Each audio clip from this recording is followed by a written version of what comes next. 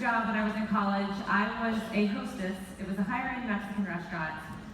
And it was kind of my responsibility to answer the phones, to greet the guests, to seat the guests, and to make sure everyone was seated in a timely manner. Well, we had this beautiful kind of foyer area, laced in cobblestones with a two-tiered fountain, lots of Mexican imported goods, and this is where everyone would wait. And there was a huge picture window that looked straight into the restaurant and straight onto the host stand. Well, I remember it was a Friday night, and it was extremely busy. The foyer was full, and of course they were all staring at me. And it was about 7:45. I was really trying to be, the best employee possible because I didn't want to be a hostess. I wanted to be a waitress because they made more money. And so I was, on a mission to get all of these people in the restaurant fast. I literally had, a spray bottle in one hand, a towel in the other, and I'm kind of mid-skip, mid-run to go clean a table and answering phones and doing all this stuff, which wasn't actually my job, but like I said, I was trying to be employee of the year. So I noticed I had a problem. Out of my peripheral vision, here came this woman. She was about 5'2", 5'2", and tight brown curls. Her glasses were already sliding down her nose at me, and I kind of just prepared, like, here it goes. She laid into me, we're tired of waiting. How much longer is this going to be? This table, has been dirty for about 5 seconds, and no one's cleaning it off. And I'm kind of looking at her like, well, I have this in my hand, and they had just gotten up. And so I put on my best restaurant voice, and I smiled right back, and I said, ma'am, I'm, doing my best, and I guarantee you'll be sad in a minute. Thank you so much for being patient with me. She swiftly turned around. It was in that moment that I realized that I suffer from uncontrollable facial expression disorder. As soon as she turned around, something overcame my body, and apparently I did this. Well, what I didn't know was that her entire party of 10 was staring through that picture window, so when she turned around, they all saw me. And that was the very first time I got my customer complaint. Well, today, we're here, and we're going to be talking about the challenge group from start to finish. Now, why I share, my disease that I suffer from with you guys is because maybe that's how you're feeling right now when you hear we're going to spend the next couple minutes talking about challenge groups. Really? Like, isn't this leadership? Like, that was kind of my response when they told me. Isn't the challenge group in Coach Basics, at Summit Training, on YouTube? Like, why are we speaking about challenge groups at leadership? Maybe you feel a little bit like Mr. Jeff Hill right here. Like, challenge groups? Or maybe like Carl and Michael. Seriously. Maybe you've actually resorted to other practices just to make it through the session. You're sipping on your Energize right now, because I'm on to you. Or maybe you forgot your Energize, and in a few minutes, you're going to have to ask your neighbor to wake you up throughout my talk. I totally get it. So I'm going to do my best, because I have felt that way myself, to make sure over the next couple minutes I don't mention words like sweaty selfies, thirsty Thursdays, or Flex Fridays, because I feel like everyone in this room been there, done that, and knows that. So just to take the pressure off, you guys don't have to take a bathroom break right now. Well, I kind of dug into what I wanted to share with you guys, and I remember hearing these 4 kind of pillars to our business, foundational aspects mentioned for years now by Carl on his Facebook and kind of in some other trainings. So I kind of started to think, if each of these corners of the total solution to getting results, fitness, nutrition, peer support, and rewards, were actually links on a chain that was holding up your business, how strong would your business be? Some of us might need to be honest and maybe be like a piñata, and it wouldn't last very long. So we have to realize that we can control a lot of these links, but we are only going to be as strong as each of those links. So how are we in our own fitness? How are we in our own nutrition? Are we actually supporting our peers and rewarding them when they do well? So that's what I'm going to focus on the next couple minutes. What I found interesting, though, is as I dove into how to get success with your challengers and how to help your challengers get results, I found that almost every one of the principles would also apply to our coaches, to our teams, to our business, to our paychecks, and to our life. So don't, kind of minimize the next couple minutes to just challengers and challenge groups, because when you broaden, to me, your horizons, you're going to see that this is really just how to get success in life. So first and foremost, it starts with you. But I have good news, and that is you don't have to be, quote, amazing. You can just be you.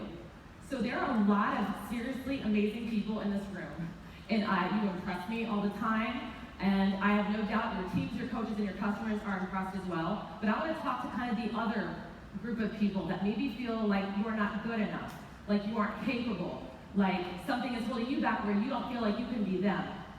I don't know how many of you guys are to-do list people. Anybody like making to-do lists? Especially crossing things off. That's one of my favorite things. Well, how many of you, whenever your to-do list is really long, there's so much on your list, what do you do? I asked one of my Star Diamonds that the other day, and she said probably what we all do. We go eat a brownie.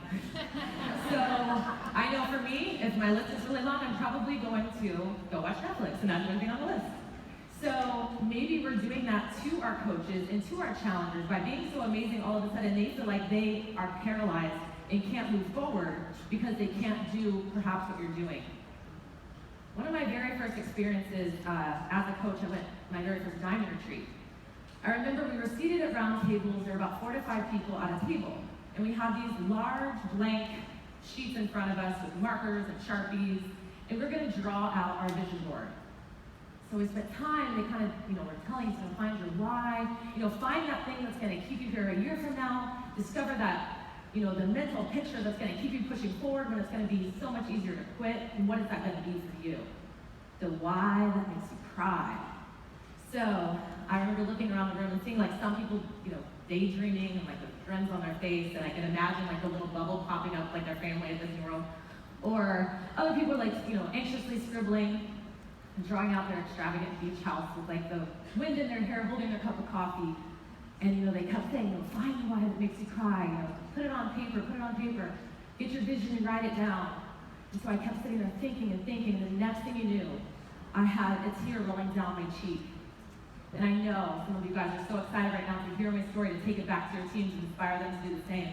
But I actually got up and I ran to the bathroom because I didn't want anyone to see me cry. Because I was crying because I had nothing to put on that paper. I didn't have a why that made you cry. So instead of feeling inspired that day, instead I felt stupid. I felt like I wasn't good enough. I felt like something was wrong with me, and I felt inadequate. Not saying those practices aren't great and that they don't work, but it doesn't have to be necessarily one size fits all, because on that day, I had no vision for my future. Instead, it was just more focused on my hopeless situation. So we can take the pressure off. We don't have to be amazing. We can just be you, and in turn, we can inspire other people to start where they are. But while we can take the pressure off, we must stay on the wagon. For me, this is just one of the weirdest parts of this business, is when I come across coaches that aren't actually doing what's required, but wondering why we're not getting results. So my question to you today is, are you committed to a program? It might seem like a simple question, but it's actually a necessary one. Are you actually running a challenge group? Because to me, that's what sets us apart as Team Beachbody, is that we actually have tools to change people's lives. We aren't just salespeople, but if we aren't actually engaging with them and helping them see their potential, then really what are we doing? I do feel like people in this world are looking for help. They're looking for a solution. They're looking for significance. They're looking for someone to believe in them. But if we aren't on a wagon, if we aren't going somewhere, then why would they want to follow us? So I hold myself to that standard every single day, because I want to make sure I have something to offer. I'm not sure if you've ever heard the analogy of like a teapot. In order for the teapot to have something to pour out, it has to be full. So how often do we have nothing to give, but then we wonder why no one's coming along? But I also think that's what makes our job great. Literally, your business will grow in proportion to how much you grow. Your impact will grow in proportion to how much you grow. I know for me, when I'm struggling in life, my business struggles, my fitness struggles, my nutrition struggles, but when I'm on a path to growth and I'm committed to that, everything changes. Even coming up here today to talk about this topic, the challenge group from start to finish. In my business, in my opinion, I am not interested in a 21-day transformation. I am not interested in a 30, 60, or 90-day transformation.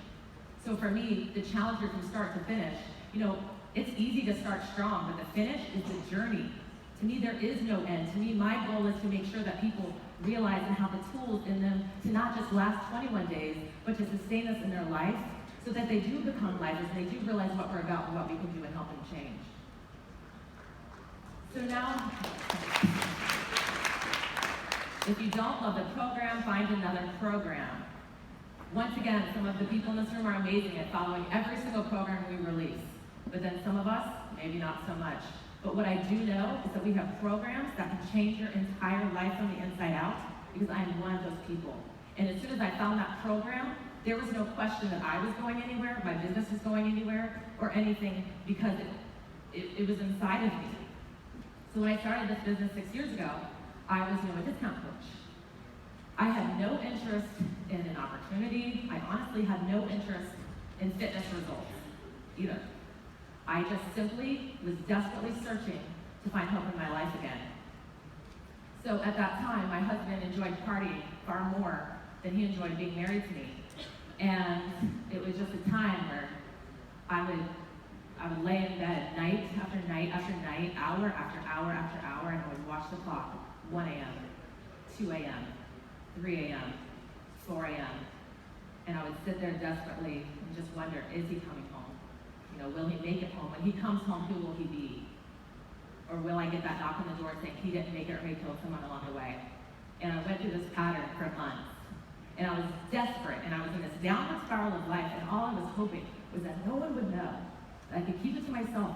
And all I would do was spend every ounce of energy on either trying to change him, or on figuring out, just beating myself up, so disappointed in where my life had become. And I was at my all-time low, and then Shanti walked into my house. Not literally. That would have been really good. But I would go in my office, and I started doing Insanity at the Asylum. And I would close the door behind me, and it was like my little yoga mat that had disintegrated all over the floor. And it was me and Shanti. And in that program, he says, the work doesn't start till you're tired. So all of a sudden, I thought I was done. I thought, I was hopeless. And then I realized, no, the work hasn't begun. And all of a sudden, with each punch, and with each kick, and with each jump, I realized, guess what? I'm not done. I have something left. I can do this. I can do life. I can overcome. I can be a champion. I can change. I can make a difference in my life. And eventually, I went on to make a difference in other people's. And it was on that day, with that program, in that room, where I realized, guess what? I'm capable. And for some reason, we've forgotten that. I know a lot of people in this room, even I'll see, I can't comment on the wall. It's just me. I can't speak. Guess what? You are enough. You are capable. You matter. And if we can help our coaches see that and our challengers see that and make that a contagious mission, we will make such a bigger impact in everybody's world. But we can't get comfortable. We have to chase the challenge and raise our bar, because life is hard. And that's why I'm not interested in the 21-day thing, the 60 days, the 90 days, because I want my challengers to know, guess what? You're gonna have a tough time in life, but I want you to still be here. I want you to have the tools necessary to overcome. We're going through a tough time in this business, but how strong are we? We're supposed to be the strong ones. What do? We figure it out. We work through it. We fight. We start our work when we get tired. But we have to create an environment that other people would want to be a part of. So in my group, it's not like I'm the awesome coach and they're the lowly challenger. Literally, we're just a bunch of people doing life together every day, linking arms and taking one day at a time, putting one foot in front of the other to make sure that we're encouraging each other and that we know we're not alone. Because I've been there, and that sucks. Nobody wants to feel that way. But we have to remember too, we are business owners. We are entrepreneurs. So if my challenge group isn't working, guess what? I need to change it. That doesn't mean I need to cancel it, no longer run challenge groups. So I've honestly just taken a lot of ideas from people in this room, and because like I said, I'm not amazing, I just figure things out. This is one example. Every now and then I'll throw in a photo challenge. You can literally Google photo challenge and you get like a million ideas of these. It gives people an idea what to post. It makes them want to come and see what others are posting once they start participating. Just something simple. This I actually got from Amber Snow. It was Tag Grit. So everyone in the group puts down what time they're going to work out, and then you just tag the next person and encourage them once you do your workout. What does this do? I'm literally bringing the fourth vital behavior of recognition right into my challenge group and teaching them how to encourage other people. And a lot of people will show up way more for someone else than they will show up for themselves. Another example, a 1-minute challenge. Everybody picked a day and got to pick a move, and we all committed to doing an additional 1-minute challenge that day. This is my favorite thing about my challenge groups. We're sarcastic, and we make fun of each other, and we just make funny memes. So here we go. Dan the night before is like gonna work out at 5 a.m. Dan didn't show up. The lie detector determined not to lie. Sorry, Dan. This is another great one that someone made. You might recognize that. That's my husband. That moment when you realize your wife's guns are bigger than yours. And he's not even in the challenge group, and my challengers are making fun of him. It's perfect. challengers where they are. This is really important for me because, like I said, my story when I started, we didn't have challenge groups. But if we did, I would not have participated in one. Reason being is I was hiding. I loved working out at home because then no one could see me. There's no way I would have posted a picture of myself or checked in or encouraged anyone because I was just trying to stay afloat. So first I find out, where are my challengers right now? Because it's about their goals, not mine. So I don't actually require them to check in. I do require them to get a challenge pack because I know that is what has changed my life. I'm not an expert, but I do know what's required to get results that I've gotten, and that's going to be Shakeology, that's going to be your workout program. And I would love if they would check in, but I want to make sure that they are ready to check in. So I allow them to be flies on the wall and come around in their own time, and they do. So here's one example. This is what we do. So Adam is one of my best challengers, and all of a sudden he went missing. So a couple days we have a check-in, and it's noticeable. So we do a search party for Adam, and you can see one of my challengers jumped right into the meme, searching for Adam, and a couple comments, and Adam did come back, and he actually went on to lose over 100 pounds. Another example, this is actually Rachel. She was a fly on the wall, and she actually finally came in and posted and said just that seeing all of the notifications broke her down, because she knew there were a bunch of people in here doing something, so she finally decided to join us. But I think the last key in meeting your challengers where they are is to realize they will match your vulnerability.